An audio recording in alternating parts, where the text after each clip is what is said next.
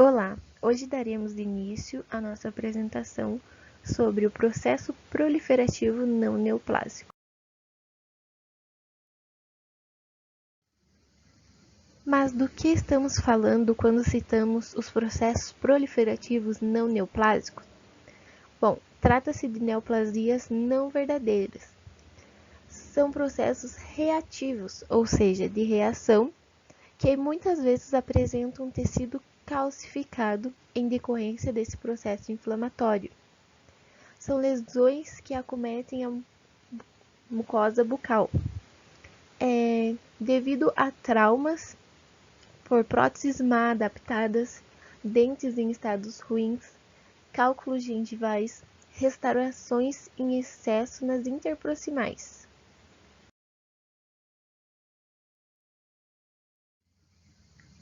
As principais lesões que podemos encontrar na cavidade oral são hiperplasia fibrosa inflamatória, granuloma piogênico, lesões de células gigantes, fibroma ossificante periférico, mucocele e cialolitíase.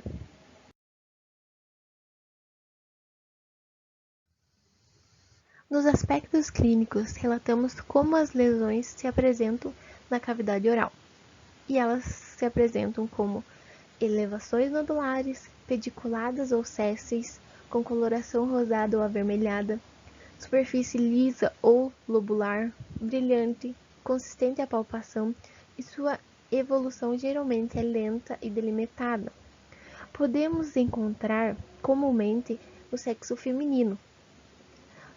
Acomete uma vasta faixa etária, mas são predominantes em indivíduos na quinta e sexta década de vida.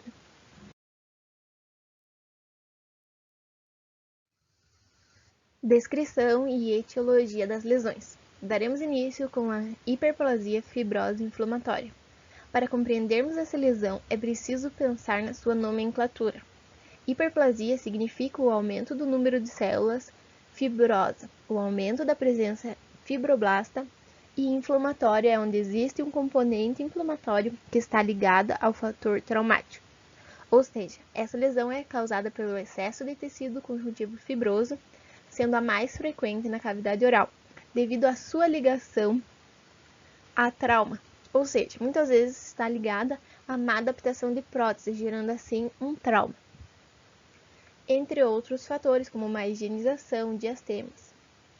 Clinicamente, ela vai apresentar nódulos, coloração avermelhada ou rosa. Quando palpada, a sua consistência varia entre firme e flácida, tamanho e formato irregular, com crescimento lento e assintomático, ou seja, os pacientes não sentem dor e muitas vezes só percebem depois de muito tempo do seu crescimento. Acomete mais o sexo feminino e é muito encontrado na maxila. Varia ali na faixa etária da quinta década de vida e tem preferência por pessoas com leucoderma, ou seja, o chamado vitiligo.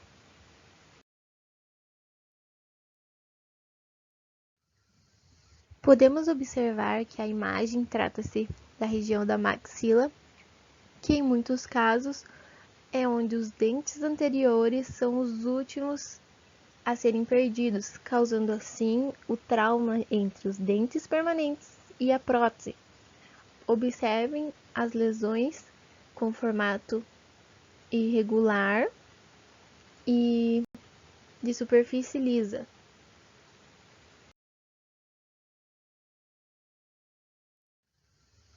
O tratamento consiste na remoção do fator traumático. Sendo assim, será necessário cirurgias, sendo ela com laser, microabrasão ou ainda crioterapia.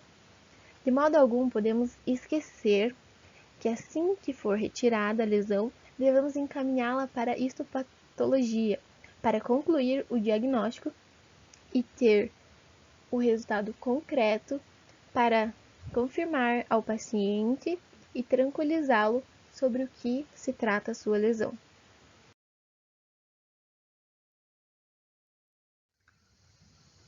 Granuloma piogênico. É uma lesão reativa que tem um componente vascular exuberante, por isso a sua proliferação em vasos sanguíneos. que é uma resposta a uma irritação ou trauma. Pode estar ligada a biofilme gengival e peças protéticas. Por isso, ela é mais frequente encontrada na gengiva interdental. Por essa presença do contato da placa, ela vai ter espaço para crescer, tá? E com as peças protéticas, ela vai causar o trauma, tá? Ali da má adaptação também e da má higienização. Clinicamente, o fator principal aqui é que ela é sangrante, então o profissional precisa ficar atento com isso. Ela vai ter consistência mole, superfície irregular, coloração avermelhada. Geralmente decorre de um trauma, como eu falei. É encontrado em qualquer idade, ambos os sexos, porém sua predileção é pelas mulheres. Na gravidez, ela pode ser mais comum pela má higienização e por conta dos estrogênios, que é possível um aumento na incidência dos granulomas. Então, o profissional precisa estar atento aí, tá?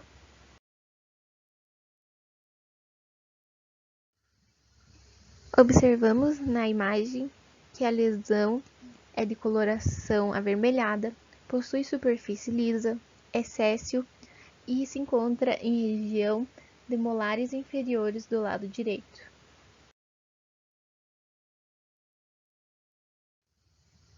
Como tratamento, temos a remoção cirúrgica conservadora, acompanhada por cuidados com a higienização e controle do biofilme dentário, pois essa lesão pode ser recidiva, tá? Ou ainda com a crioterapia com nitrogênio líquido, spray e o laser, porém com a menor eficácia, tá?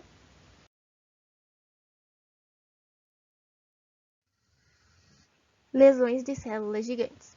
É uma patologia do ligamento periodontal ou periósteo devido ao fator traumático.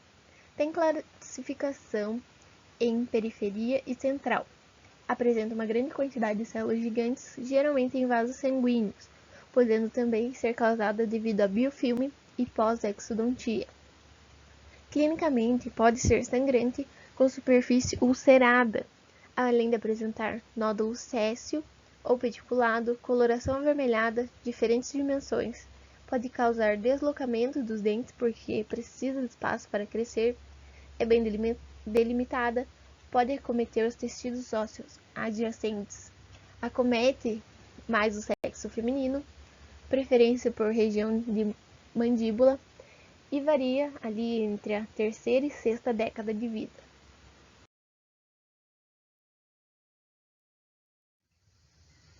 Observamos na imagem a presença de uma lesão na região de rebordo alveolar, na região de pré-molares, que estende-se até a proximal. Mostra leve sangramento devido à palpação e o seu aspecto é pediculado.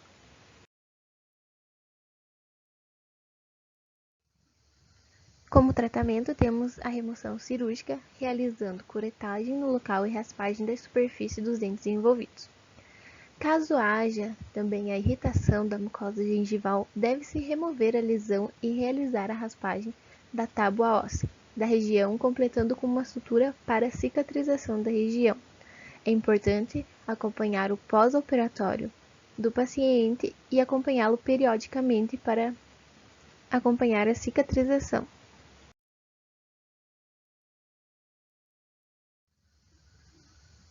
O fibroma ossificante periférico ele é uma lesão proliferativa reacional que ela está associada a fatores irritantes locais, embora sua etiologia ainda seja incerta.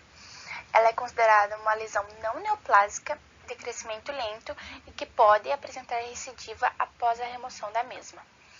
Histologicamente, apresenta-se uma proliferação fibrosa densa com bastantes fibroblastos maduros, permeia um material mineralizado semelhante a osso ou mesmo cemento. Clinicamente, pode-se observar o crescimento gengival, apresenta o nódulo, pode ser pediculado ou céssio, coloração avermelhada e possui consistência fibrosa. Ela tem predileção pelo sexo feminino, entre os 20 e os 40 anos. A localização maior é na região anterior da maxila ou da mandíbula.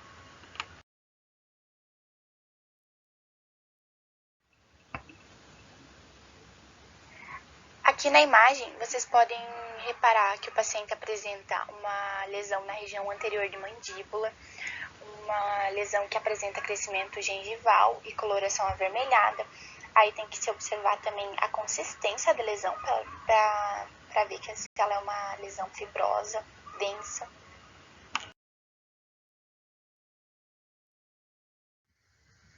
O tratamento da mesma consiste na remoção cirúrgica, incluindo até mesmo o ligamento periodontal, se ele tiver incluído. A retirada tem que ser total da lesão para que diminua o risco de acontecer recidivas. E caso ocorra defeitos estéticos, é usado as técnicas de cirurgia periodontal para a satisfação do paciente, né?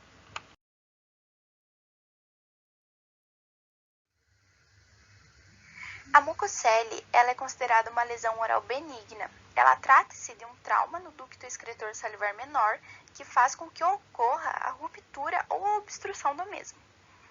Em consequência, temos o extravasamento de muco e cisto de retenção de muco. Esse muco extravasado vai ser envolvido por um tecido de granulação e cápsula fibrosa, obtendo característica de pseudocisto. Clinicamente, ela pode afetar a região do lábio inferior, ventre da língua ou em qualquer região que possua ducto salivar menor. A lesão não causa dor, é uma lesão de superfície regular, de coloração azulada, se ela for superficial, ou coloração normal, se ela for profunda. Ela causa um aumento do volume na mucosa e ela possui consistência flácida. Sua predileção é por crianças e adolescentes.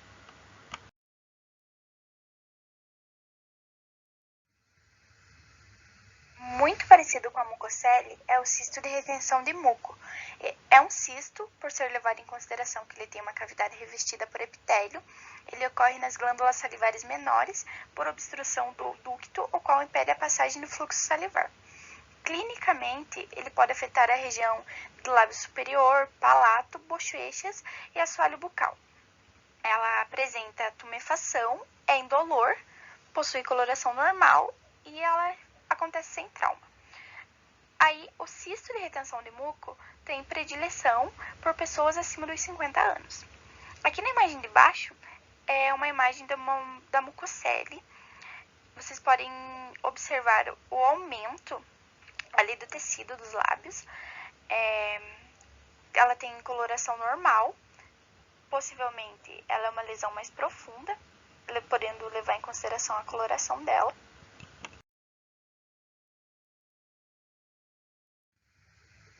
O tratamento, tanto na mucocele como o cisto de retenção de muco, o tratamento deles é o mesmo, é a remoção cirúrgica, incluindo a remoção da glândula salivar menor e o cisto, se for o caso, como no caso do cisto de retenção de muco.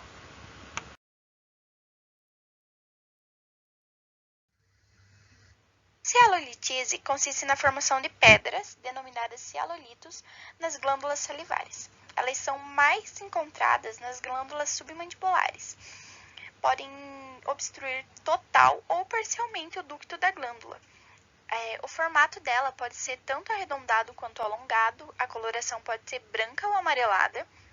Elas podem ter superfície lisa ou irregular, e o centro é menos calcificado e tem formação lamelar. Clinicamente, ele causa dor, aumento de volume na glândula e pode desenvolver cialodenite aguda e crônica. Sua localização é na região mandibular e ela tem predileção em adultos de meia idade.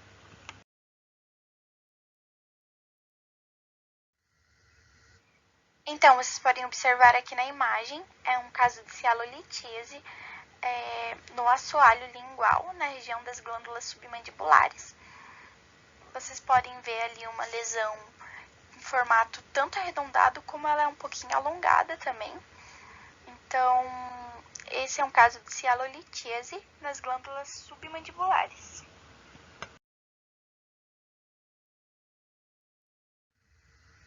O tratamento consiste na remoção do cálculo. Porém, quando esses cálculos eles são superficiais, eles são removidos pela manipulação mesmo. Mas, quando eles são profundos, se tem a necessidade de uma intervenção cirúrgica para a remoção dos mesmos.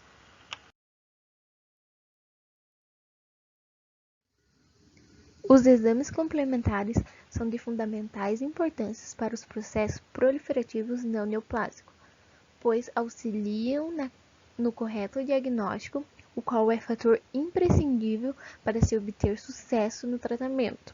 Dentre os exames complementares, sendo os mais essenciais, podemos citar a radiografia, exame histopatológico, exame anatomopatológico e biópsia, que são ferramentas importantíssimas no diagnóstico preciso das lesões.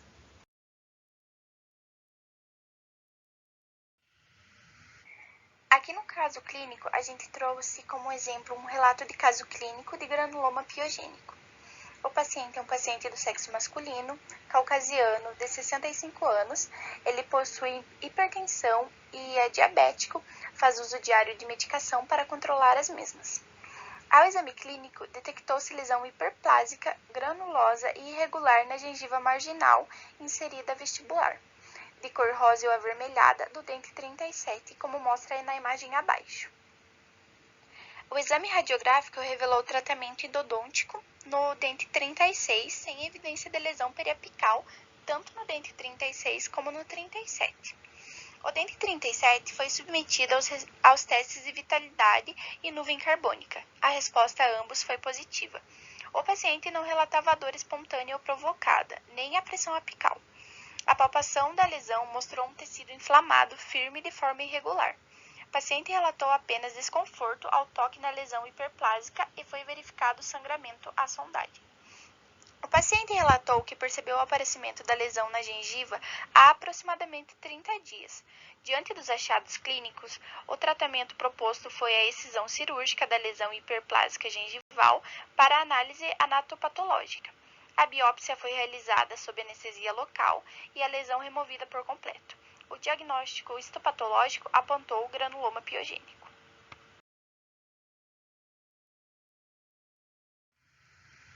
Então, aqui está a radiografia periapical que foi realizada. Pode-se observar o tratamento endodôntico sem lesão periapical no dente 36 e a ausência de lesão periapical no dente 37. Aí, ali embaixo está a visão macroscópia do tecido hiperplásico removido, que era o granuloma piogênico.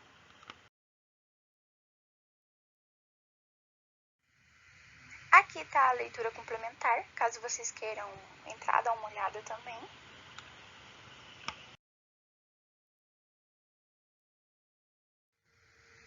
Então é isso, muito obrigada, tenham um bom dia. E aqui a gente colocou uma imagem para dar uma descontraída.